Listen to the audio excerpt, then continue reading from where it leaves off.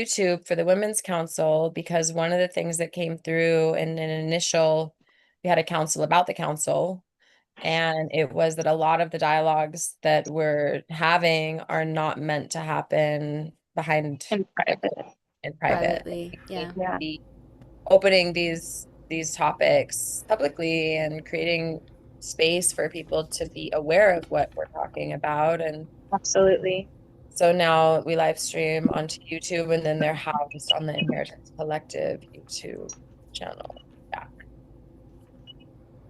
All right. So we're live streaming. And what I would love to, I mean, it's been great already reflecting on solstice and sharing insights and ideas that have been coming up. Love it so much, and a little more casual offline conversation. But now that we're online, what I want to bring forward is that my mom gave me a report of a conversation she had with a brother, an elder gentleman who has been holding space in men's work for, I think at this point, like decades. And he's part of a large organization that is like men's work. So I think it's international at this point. So And cool. uh, what I found to be interesting, obviously, I didn't have the conversation, so it's all just like her reporting to me. And I actually asked her to like go deeper into it. But she was asking him about, because we were curious. Last week we were like, well, are men talking about these things? Like we're talking about our cycles, we're talking about consent, we're talking about like how to hold the men in their integrity, but ultimately, like they need to be having this conversation amongst themselves. And luckily, there is men's work happening, but also like I'm never there when it's the men's retreat because clearly I don't belong. And it brought up the question of like, well, what are they doing? What are they talking about? And so she asked him, and his response was that they're so disconnected. And this is obviously a huge generalization, but his generalization was that the men that he sees come through are so disconnected from themselves that Mm, they can't even approach the conversation of how they relate to women. yeah. And I was just like, well, that's very interesting, sad. Mm, And um also like, but they are at the same time. Like for me, I'm like, but they are in relation to women. Most of yep. them are probably either married or dating or have sisters. All of them have mothers. Some of them have daughters. Like, I understand if they're disconnected from themselves and it's hard to have a conversation, but also, like, we're all in relation to women. Hmm. So, where is that, like, kind of just an excuse? Yeah. And also to give you a little more context too, Emily, one thing we've been talking about throughout these weeks is like how to lovingly call the men forward rather Mm. than like shaming or blaming or like wanting to condemn them for being really a result of a sick society. That Hmm. we want to be able to create ways where we like call them forward Mm. lovingly, you know. And I think this is a big opportunity for that. Like I feel like there's a task that is appearing now Hmm. from the council of like speaking with more men that are part of men's work, and just inquiring firstly, like, how are you guys addressing this? Because there's a real reality, that a kind of a crisis that we're facing, and um, what are you doing to talk about that and to bring forward responsibility and integrity? Mm. Hmm. Are we are we speaking mostly about the relationship between like men and women, or because I know that this is like a very there's all sorts of different places we can go from there. I'm curious where So, we might feel inspired to go. no, I mean, even this council alone is like open to all female identifying. So there's like many different dynamics. There's like the sex, there's gender, there's the piece around like sexuality and how it has been distorted by what we can call the patriarchy, which isn't necessarily just like male-bodied humans, but like Mhm. a whole disease of the mind. But in this specific case, we were talking about like gatherings and spaces that are being created for male-bodied beings Yeah. and how they're addressing it. And then also just to reference like it being the reason this council got created was because the Motherless website came out and there was on social media for like a week an onslaught of rage of women. Same with the Epstein files, which are still being talked about, but it's like these things are being uncovered. There's a big pendulum swing of like rage and like Yeah. reaction, but there isn't necessarily, or I don't know, maybe there is, but what we're trying to create is a sustained response rather than Yeah. just a quick reaction that then is like on to the next thing and forgets Yeah. about it. Like, but a long-term response of like, what are we actively doing to shape culture and to have conversations that contribute to seeing a true and lasting change. So it gets Yes. to go any direction. So pretty much it's like it's a weaving of words and hearts and thoughts, and whatever comes up is what belongs in the circle. I wanted to share something that came up this week about what it feels like a good piggyback here. If you guys are interested in hearing it, it was in my own life, and I'll keep it without explaining or any names. I've thought about how I was going to share it all week because it was so cool. So it's a little in my field, I would feel it's a bit of like a hopeful experience that I had that I really almost never thought I would have with this specific person. So I have two people in my life, two men that are in relationship in a way, but they're not necessarily. They don't communicate. They don't speak. And this week in my family system, one of the it's hard to explain. I'll just say my oldest, she spoke out about a way that she was feeling. And it took her a little while to recognize that she was having a hard time with a way she was treated, something that was said, something that she felt. And she chose to speak up about it later. And it was really cool because she explained it. I was able to talk to whom she had explained it with, and we were able, and it's a man. And what I really thought was awesome is that somewhere along the lines, I've become patient to listen to someone who it takes a little while to get it out, right? Like there's almost like stammering. Maybe the nervous system is a little bit tanked. But I was able to just stop, not try to go any further, and just really listen. And through that, was able to talk to the other party who was involved, and they were able to explain, and I was really able to listen. And then the two of them were able to commune about what had happened. And at the whole heart of it, what occurred was my daughter was heard.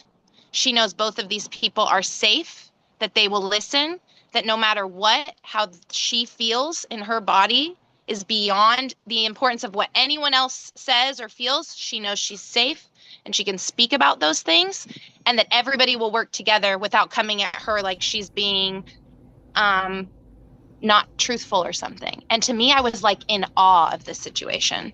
Like it was like such a blessing for me to witness. And it just happened like, and it could have gone completely different, but it didn't. And I was like, dang, both of these men who were involved they really stepped up and listened to her. And I was just like, okay, this is awesome. More of this. And it did take, I will say, everyone involved standing outside of the ego and listening to someone who is learning how to communicate how she feels in her body and isn't always able to immediately explain. And that patience was really, really something. And I feel really excited that I witnessed that, and that I know that these two men are in more of like the millennial generation, and they really listened and they communicated, and there wasn't a bunch of rage behind it. Both took time and space to really understand what they were being told, and that was really awesome. So that's exciting for me, especially from being in this council every week and talking about the things we've talked about. It was a very lived in experience of some of the things we've been talking about, the calling up rather than calling out. was really, really present. So I'm very excited about that. Very excited. I have spoken. I'm inspired to respond to that a little bit. Oh, I love I had two thoughts come up. One was this, when you were saying calling up rather than calling out. I think that it's really important that we recognize how much our perception of what's happening and what's going on will shape how people show up. And I had an experience a few days ago where I had gone to a drum circle. I live in Toronto, I live near Toronto, so there's a drum circle that was happening, and it went late. It was actually a song circle. Everybody's singing late in a park that's far away from civilization, like you're kind of, or not civilization, but like buildings and stuff, so you're not really disrupting. However, it went late, and here, I don't know if it's the same elsewhere, but like past 11 p.m., if you're making loud noise, people can call the cops on you, basically. And basically, there was a few of us left, and someone was drumming and singing and kind of loudly, and someone came out of their apartment, like a couple came out, one with their video camera on, and they were like very upset with us, and in a way that was like cussing and being like, who the fuck do you think you are, and like all this very like aggressively. And it was the people that I was with, I had several guys with me, men, and one of the people immediately put their bag down and tied their hair up. They had longer hair, and they were like ready to like fight this other guy that was coming out. And I made the conscious decision to be the person who could see that this doesn't have to get violent, and to see and essentially like call up the version of these people, and specifically the two men who were like buffing up and looking at each other very like territorially, predatorially, I guess is the only way I could really describe it. They were just like stoutly staring at each other, and I was like standing between them being like apologetic in a way that still allowed their response to be valid. And I think that when people are recognized in their ability to not have to fight and not have to defend themselves because someone has the faith that they actually meant no harm, that they are actually coming from a heartfelt place. I knew for sure, like these were definitely parents. They came outside. Apparently there was several people yelling from balconies that we couldn't hear. And that as a result, they came down and they were like, who do you think, and I'm like, that's totally valid. There was definitely ignorance on our part. We're so sorry. And like, I'm not even the one drumming, but I'm just like, mediating. But ultimately, I think that expression of seeing and believing that, I think just men as a collective in general are not like tainted or foul, but like genuinely have big hearts and are doing their best always. And I think that when we recognize that, it flourishes. Like it's just a natural, like protective kind, like presence that can emerge when we allow it to be a possibility, and when we don't see it as something that is like impossible, hopeless, and then therefore treating men like they are that, or treating men like they are children who need to learn in this way that is like, but like having a sense of respect and like, hey, by the way, like I think, like, does this feel true to you? Do you care about this? I care about this. And inviting people into a like same level of dialogue, because that's something that frightens me about the current way that I think even younger generations speak about men, that I think is feeding what we don't want to, which is this like, just also being like in Gen Z, like I have a lot of that exposure of seeing people who just post like 5-second videos going like, men, ew, and I'm like, oh wow, okay, this is where we're at, like this is this is what's happening. And it's just feeding the problem, because we don't recognize each other as like souls. We recognize each other as the label that we attach itself, and it's important to have that like recognition of patterns and of the ways that it's all gone down. But ultimately like the now is what's really important. And if we feed the narrative that way, we're going to start seeing men who are inherently like strong-willed belittling themselves. I've seen men speak like poorly about men with no reason specifically, just generalizing in a way that we've heard men speak about women in the past. And it's like scary. But ultimately, I think that recognizing the not the potential, but the truth of the heart that is alive already is, I think, what allows it to exist more thoroughly. Yeah. Yeah, wow. I mean, this piece that you're touching on of the narrative is so crucial. And again, I mean, that's why this council got started, was like, okay, the reaction of like, hang the men, like, that's not the solution here. And Charles, actually, on a call that we had with him, because we posed a question that was kind of like on its way towards this council, because this is what ended up coming up. The answer to this question was, he was like, do you want to be right, or do you want to have lasting solutions? And like that post that you said of like, men, I mean, the narrative that's being perpetuated of, I mean, even I've seen like really respected couples, like when the motherless thing came out, like there was this trend, at least in my algorithms, of like men, it seemed like, being held accountable by their partners to come forward and be like, we are the problem. Like that was like the trending theme. And it was a little bit hard for me to see, because it felt like almost like an easy way to take ownership that seems valiant, but actually it creates more of the polarity, rather than us being able to like sit shoulder to shoulder and be like, no, like it's not you, it's not me, it's like this mentality that has gotten us into a situation that we're in. And like, sure, the male-bodied beings are mostly the perpetrators, but if we just write them off as being like you or wrong or violent, or I feel like it really does an injustice to the story of what we want to create for our men.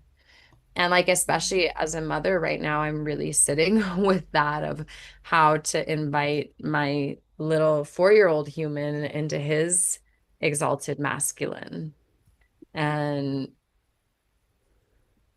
feeling like this is all such good information to apply, to that. But like, I don't feel like he's part of the problem. I feel like if he grows up without the proper nourishment, then he might perpetuate the problem, because he'll be steered towards the direction of society. So that's where it really becomes like, well, how do we want to steer society? Mm-hmm. What you Yeah. just said right there at the end, there's a bunch coming through. We'll see what remains within me to share in the present moment. But what you just said right now is like not perpetuating the problem versus being the problem is something that um is like I've taught with like emotions a lot, where there's this organization I've worked with for years, where I learned this through them, where we're like working with children in schools about teaching them that like I am not my emotions are mine, in terms of like, again, the same thing of like not saying I am angry, right? Versus like I feel angry. So creating this like separation from, and also there's a relationship between, there's an ownership's not exactly the right word, but for lack of a better word right now, I'll use ownership of this. And so it's the same kind of thing, saying like I am the problem associates you as a being with this type of these actions, these emotions, and whatever it is, versus saying I am perpetuating something else. Or it's the same way, like as a teacher, how I would try my absolute best when I'm like working with like discipline, or like managing like behavior, where it's like the behavior, not you, like helping people understand like this is not acceptable behavior, but it's not you. Yes. And I think there's a little bit more awareness now, I hope, with like how you do that with children. And there's been interesting things that a couple different areas this has come through where it's like we kind of forget that when we're working with adults, there's a number of things that we would maybe approach the way we do it with children that just like get swept out or like cut Yeah. out when we talk to adults. It's like you're an adult. You should just know, like, you should just know this. You just get it together. You don't need this babying, but it's like it's not about that. One, as we all know, like inner child work is super powerful. But even without that, just some of those simple things where I agree, like I am the problem is like it's like there's a shamey and like this feeling of like aligning men with this frequency of shame, which is one of like the lowest frequencies on the like emotional scale that you can be in. So how are you going to like, we don't need them to drop lower. No. We need them to have this awareness, maybe feel some anger, maybe go through the feeling of guilt or shame if they have literally, they know like they have perpetuated in some way, but we can't have them identifying as the problem because it almost takes away the ability to change. If they are the problem, then they need to be fixed or like solved versus if they're perpetuating, it means they can become part of this is the problem here. How can we all address or contribute to returning, like shining light on it, doing whatever work we have? So I think that's a really subtle but really important distinction when we're like talking about calling out versus calling up. When we're calling people up, allowing them to own up to and feel what they need to feel about their personal contributions or perpetuation of the aggressive masculine, the toxic masculine, rape, abuse, any of the like insert like fill in the blank, right? And also allowing for like feeling it and also you're not that though. Like the Yeah, having faith opportunity. in the critical thought. Yeah. Mhm. Yeah, absolutely. Absolutely. That's powerful.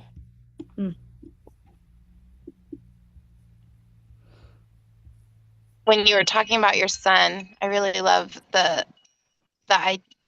vision I got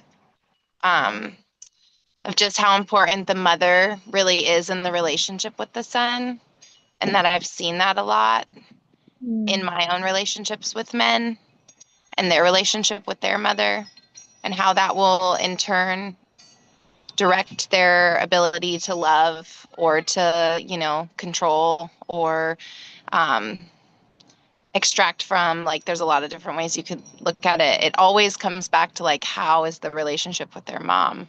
Because their mom was teaching them, just like with us, like just like with women, how's the relationship with your dad? It always comes through when you're in a relationship with another man, or if you have a brother, any masculine energies that were like very prevalent in your life. But I love to know how many mothers I currently know, and what, right here, of little boys, and just seeing the shift in how the relationship is with the mother and the son, and to know that those little boys will grow up and they will treat girls and women different, and they already are, which is just so exciting to know that. I am very blessed having little girls and being able to continually, for some reason, who knows exactly why, luck, blessings, whatever, energy. But I've met a lot of boys, a lot of young boys that treat my daughters like angels, and, help them do scary things. And I trust them. I trust them. And I didn't have a lot of that when I was growing up. The boys that were chasing me, and kind of taunting, that energy, I see less of that in my girls' lives. So just the mother is so important. That, I think, is the point that I was feeling listening. It's just the mother is so important. The relationship to the mother, and that's just, for some reason, I was hearing that a lot, feeling that a lot in my body. And the relationship of the father to the mother too. The Oh, modeling, right? there we That's are. like that's Yes. the juice, right? Because it's one thing for the mother like and son to have a beautiful relationship, but ultimately Yes. children will do what their parents do. They won't do what their parents will say or tell them Yep. to do. So if Oh they yeah. witness a loving, beautiful relationship, then maybe that's something that we're starting to see more as just like higher respect in relationship. I sometimes have concern that it's like maybe not so much higher respect, but sometimes like the diminishing of the man as well. I think that might be a thing that exists as a thing in relationships where it's like a little bit more um like because men are perceived as the problem, they then Yeah. play the role of let me fix everything and I need to do all these things and be the best version of myself. Let me mold myself to be the perfect man for you rather than like deeply listening to my heart necessarily, potentially. Which is in some ways reflected in, okay, maybe that is being passed down and there's some benefit to the higher respect that there is towards women, and there's that risk as well. But I think that ultimately that relationship, the quality of relationships between people and their ability to conflict resolve is like Yes. number one, which is actually one thing I was thinking of before when we were talking about when you said you witnessed, I think was it Megan that you were talking Yeah. about the kind of like, yeah, the situation with your, was it your daughter or Hmm. yeah, and that it was really the building of trust. And I think it was Brene Brown who said something along the lines of, um, actually, trust is not built through a lack of conflict. It's built through repair. And when you Yes. have the issues that come up, because issues will come up, there will be a trigger, there will be a trauma, there will be something that comes up that's like life. You're going to stumble, you're going to fall, you're going to hurt yourself, you're going to hurt someone else. And it's how you navigate that that actually creates steady foundation for future. And that's Yes. exactly like with that same thing, right? So having just even in general relationship integration, like actually Mhm. coming back and being like, oh, I made a mistake here. Let's have a conversation Yes. about it, or like from both sides, because just that ability, creating safety in the mistake, I think will solve a lot of these issues rather than feeding shame. And I think that's what's happening a little bit is that we're learning how to be on the same team rather than like doing this, which then in turn touches on the war thing. Yeah. You know, Exactly. It really does. nonviolent communication, the scene method. Have you guys heard about the scene method? Oh, what's that? There's this therapist called Morgan Birch. I always plug her. She's awesome. She developed the scene method, and it's a way to relate to yourself in conflict, to explore your reasons behind feeling combative. And it's an acronym. So, scene. S is what are you scared of? Mm. E is what are you embarrassed about? Because when we're embarrassed, we get all like, I need to fix this. I need to like change my image because it's about how we're Mhm. perceived. And that would be Mhm. related to shame, the embarrassed one, right? Yeah. Yep. And then you have what are my expectations? So where am I Mhm. disappointed or like Yep. assuming something about you? And then what do I need? And so Wow. those four things together, Morgan Birch, highly recommend you check her. She's I Good love Morgan that. Therapy on Instagram. But that's one of her methods is like, and she does relationship therapy, like all types. Mm. And that's something that I feel like is also helpful. She also talks about things called Vic talks, which is when you have a conflict and you're trying to figure out how to approach it. You start with vision, then you go into the invitation, and then you go into the collaboration. So what do you envision for how you want things to change? And proposing that, not being like, hey, you have to do this. It's, hey, here's how I want to live and here's how I want to connect with you. How do you feel about it? Um, how do you want to like partake, and then what's your vision, and then from there you can collaborate and create a new reality for Yes. yourself. And I think tools like that are just like, that's just one person that's like blown up on the internet, and I feel like there's a lot of those little nuggets of people coming to these realizations and choosing to be on the same team rather than being against each other. Yeah. Ooh, Yeah, two things. Oh, go ahead, Rox. no, go ahead. I was just saying like that final piece of just like being on the same team and pulling on the tools and Yes. yeah, allowing for the healing to happen. Like that's really where we're at. Go ahead, Elizabeth. Being on the same team. Two things. One, in terms of like action steps, like I think that's something that I already have content created around this too that I've used when I'm working with like parents or teachers with students, and you could easily adapt it. But I think something where like creating like something like that, like sharing it, something as simple as like even just saying, hey, have you heard about Morgan Birch's, giving her full credit and just sharing that method, and like creating a quick, like, is that's we've been talking a little bit about creating content that we can share in school that people can then use.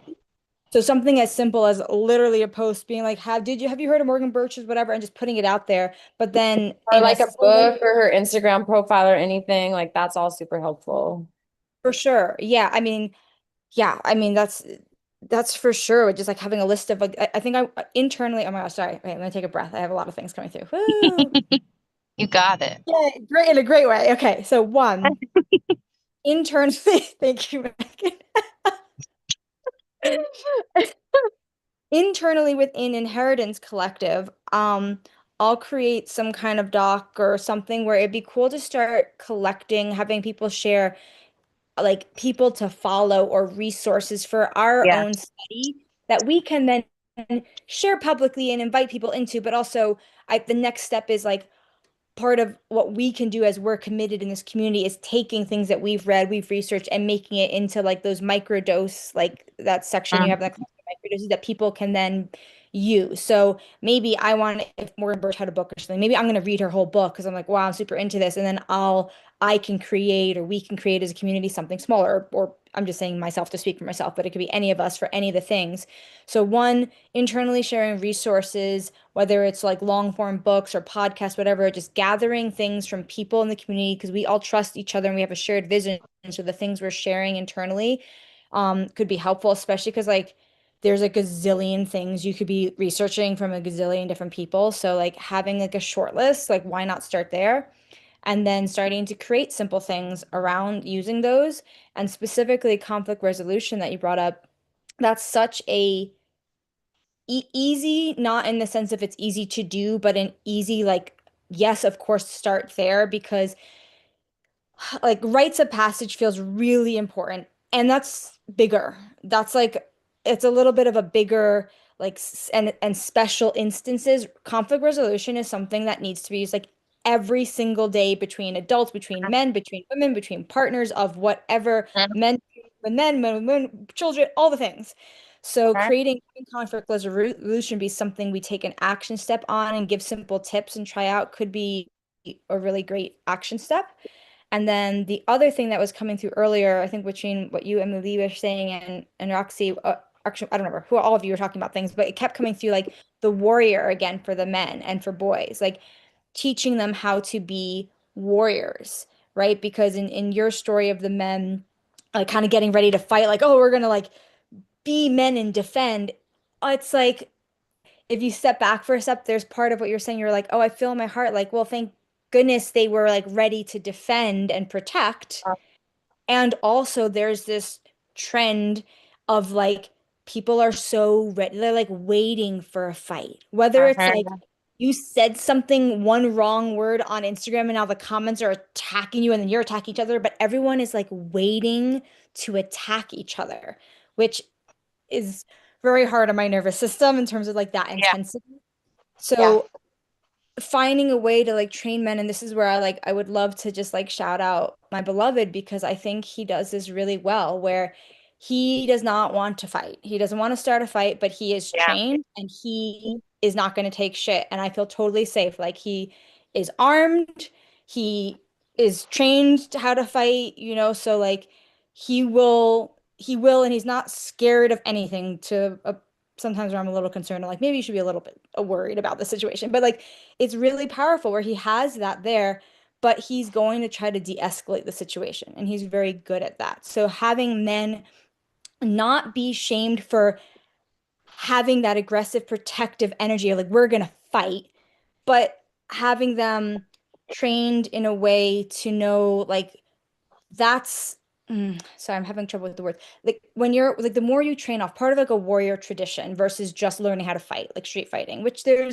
see where street fighting comes in. There's like a protection and defense of yourself, your loved ones too, but in like warrior arts, martial arts, usually the more trained, the art of worship, yeah, art of war, the warriorship,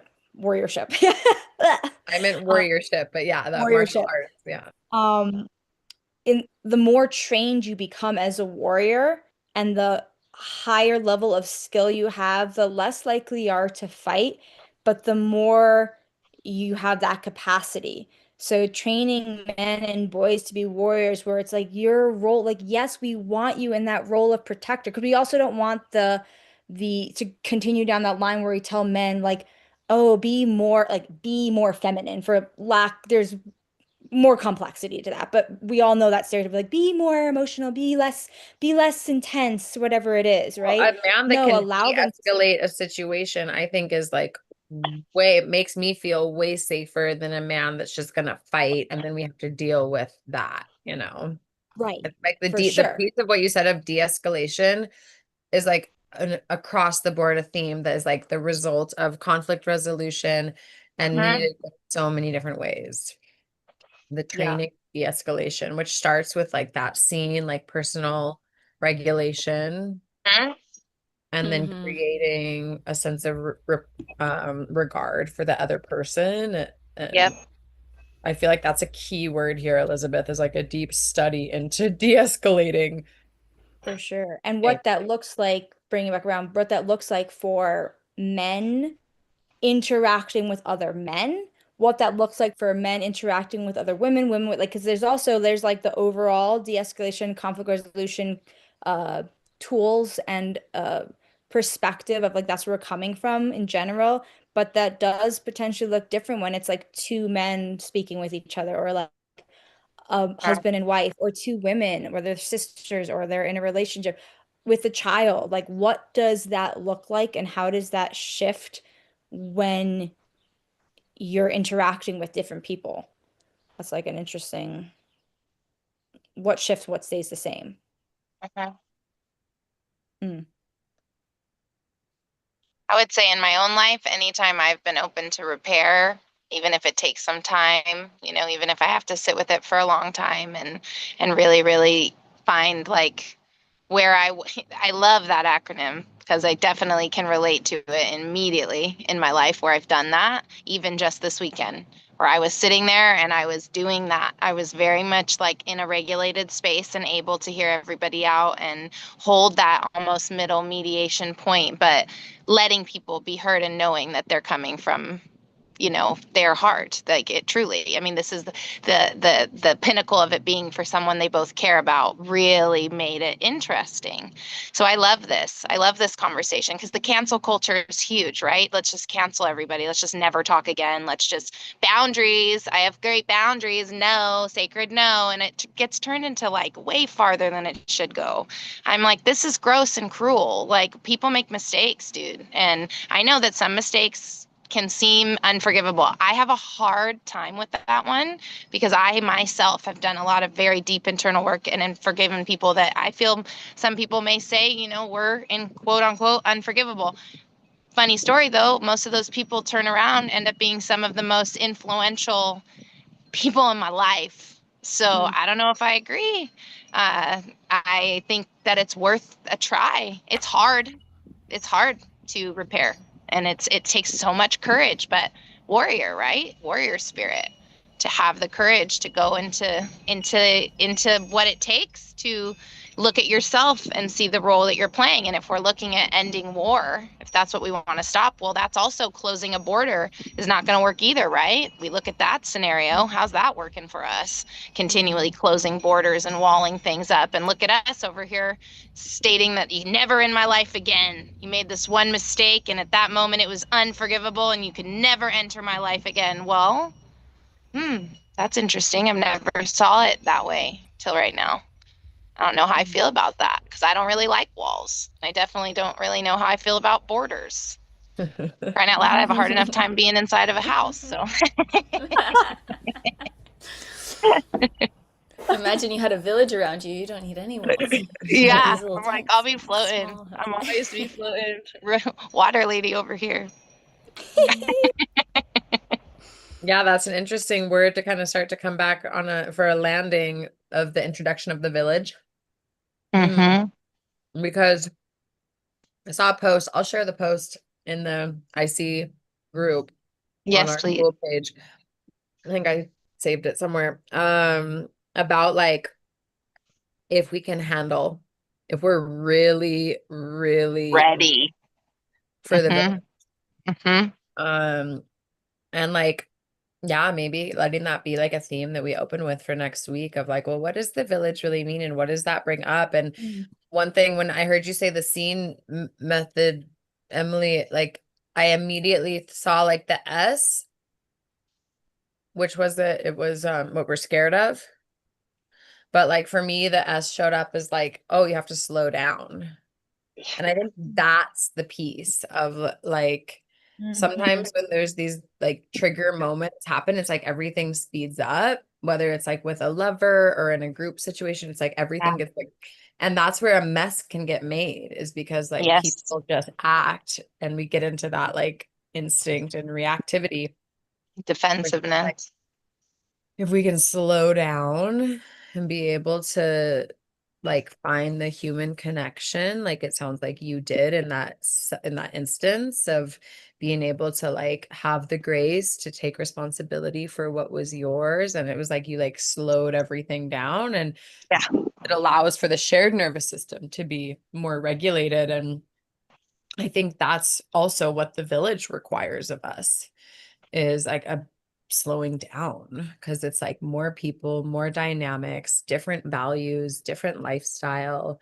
And we've been completely indoctrinated into a society that's based on progress and quick results, instant gratification. And Yes. so to like pull apart that mentality and really like reapproach the entire way that we relate to life is quite something. Oh yeah. So yeah, I'm very curious to continue to pick that apart, like the rehabilitation of the village, Yes. as we endeavor deeper into this conversation. I'd love to share one last little Please, thing that yeah. from what Yes, you're please. sharing. Because when it I'm comes just to gonna the pop off oh yeah, and yeah. say goodbye. It's like suddenly insane, like hurricaney winds. I need to just like attend to things. But this was beautiful. Emily, it was lovely meeting you. Lovely to And meet you we'll talk too. again soon. Bye, loves. Bye. Um, yeah, when you were sharing about um, how there's like that slowing down aspect, I a few things that I needed to pull out of my tool belt came out of my tool belt there, where one of the things that I think contributes to the slowing down is my awareness of like just the neurology of like what actually works, what actually happens in the brain when we get activated, and what happens. This is like a trauma informed approach, just so that we are aware of what happens when we are activated. Yeah. Is that your prefrontal cortex literally turns off. It cannot function. We can't critically think when we are in an activation. And that's not Yeah. like, and so when people respond to an emotional response with like correction Yeah. or like trying to make the other person understand us, both Yeah. sides basically, I can't remember how it was. I think it's the try something brain model, but it describes the three different parts. There's like the reptilian brain, which is right on the inside. Then you have the mammalian brain, which is like the kind of like emotional center. Then you have like the cortex, like the more neurological, like critical thinking part of the brain. So you can kind of look at it like this. This is an analogy that I learned from Nikki Hayter. That's another person I'll put in there. She's a like 14-year practicing yoga therapist, psychotherapist, worked with Gabor Mate, like awesome, cool gal. And Cool. she used this as the analogy where you have like let's say this is the reptilian brain, and then it's wrapped around by your palm being the mammalian brain, and then you have this being like your prefrontal cortex. As soon as you're activated, this says it's like you have the inside is saying, am I safe? This is saying, am I loved? This is saying, do I understand it? So when you go like this, when you get triggered, you get, Do you it's understand? only, It's these are gone. the only two things Am that I anyone loved is and am ever I trying to safe? figure out. So, Wow. right? So I as love soon as that. you get triggered, you can't go like, oh, but that's Then- not actually what I meant, because Mhm. people aren't going, do I understand your perspective? They're saying, am I No. safe? Am I loved? Am I safe? Am I loved? So Yep. the second that someone can recognize that that's the only thing happening when people are upset, Yes. we can slow down. We can go, Yes. okay, what is this person scared of? What are they embarrassed about? We can start to see the human behind it, because we are animals. Like, we are animals. We are going to Yes. react in those ways. So that's what I had to pull up in that moment. I was like, okay, I had to do enough work on myself to know, like, my body's shaking. It's receiving the stress. Yes. Like, I'm like, you know, but I'm also going, okay, I know that there is so much more activation here. And this person is going, oh, well, we didn't hear you. And this person is going, how dare you? You are ignorant and all these things. And both of them are just going, am I safe? Am I loved? Am I cared about? Because you didn't care about me and my children that woke up Yeah. at the 11 p.m. and we have to wake up early, and you guys don't see that we had no negative intention and that we were just having fun and we want to feel free. Like, those were the two combating energies. Both are valid. It's just, am I safe? Am I loved? I'm hurt. I'm scared. Yes. That's what's happening. And when we can approach it that way, then we can all de-escalate, because we're disarmed, because we see the heart. We see that it's just pain and fear, and that we all have our different unique triggers. Like, there's going to be things that make no sense for someone, like, to someone else, that this person is reacting to. That doesn't mean we correct their perspective. It Yep. means they have a unique set of experiences that made them, they call it flipping the lid, I think is what it's called. I don't know. Yeah, that makes sense. Like, yeah. Mhm. And like, there's That's how going it to be feels. specific things, right? So yeah, that was my main tool in that situation, that I always, like, I'm like, okay, I love that. if I can regulate, like, if I can recognize in myself that I can't think critically, I need to step back and figure it out. Yes. And that's what the scene method is for. Okay, I'm having an activation. Let me go, like, remove myself from the situation so I don't do Yep. damage, and let me go through my scene. Like, what is it for me? And then I can return with, like, okay, here's what I'm going through. What are you going through? And then you play the mirror game, which is another thing that So, oh my god, Morgan talks about the mirror game. Just reflecting back, like, did I understand you right? What did I get wrong? And just connecting in that way. So yeah, that was my last piece. We need to find safety. We need to create safety for the mistakes to happen, so that we can create resolution, so that everyone is basically, like, the negatives of life, or the hard parts of life, can be embraced and cradled. So yeah. and this is the best way to be with kids. It's the best way in motherhood to be when they're freaking out and they're having a panic attack, or they're having a bit of what we would call a tantrum. I don't really like that word. And they have a hard time. My best every time when I'm coming at it critically and I'm trying to understand or any of those things, I have to immediately take myself back, because I have to remember, oh yeah, they can't. So let me just be. Like, I'll be here, I'll breathe, I'll listen, I'll hug or hold if necessary. But every time I do that, it's a far, far better experience for everyone. Mm-hmm. Yeah. Awesome, ladies. Well, I'm going to let us wrap that up for today. That was super potent. Thank you. Love it. Wow. Yes. Epic to have you here, Emily. You brought so much to Absolutely. the space, and looking Thank you for forward to having me. continuing the conversation. Mm-hmm. Thank you. Yes. To the village. Safety Yes. village. Much to uncover there.